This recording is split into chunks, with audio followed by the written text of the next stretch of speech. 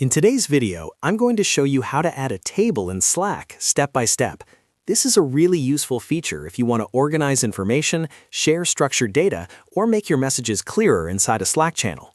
A lot of people still think you can't create tables directly in Slack, but that's no longer true. By the end of this video, you'll know exactly how to insert a table, add rows and columns, and start using it right away. If this tutorial helps you out, make sure to hit the like button and subscribe to the channel for more easy Slack tips and software tutorials. All right, let's get started. First, open Slack and navigate to the channel where you want to add your table. This can be any public channel, private channel, or even a direct message, as long as you have permission to send messages there. Once you're inside the channel, look at the message input box at the bottom of the screen. This is where you normally type your messages.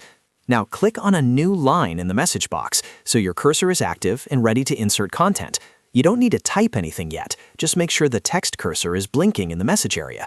Next, look closely at the message formatting toolbar. Depending on your Slack version, you'll see several icons for formatting text, adding emojis, attachments, and more. Find the table option in this toolbar and click on it. As soon as you click the table option, Slack will automatically insert a table into your message. By default, the table comes with a basic structure that you can start editing immediately. You can click into each cell and type in your own text, just like working with a spreadsheet, but directly inside Slack. If you want to add more rows or columns, you can easily do that by using the table controls that appear when you click inside the table. This allows you to customize the table based on what you need, whether it's a simple checklist, a comparison table, or shared project information. Take a moment to adjust the table layout, fill in your data, and make sure everything looks the way you want.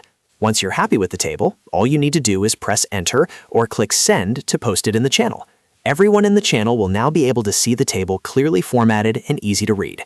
This is a great way to keep information organized and avoid long, messy text messages.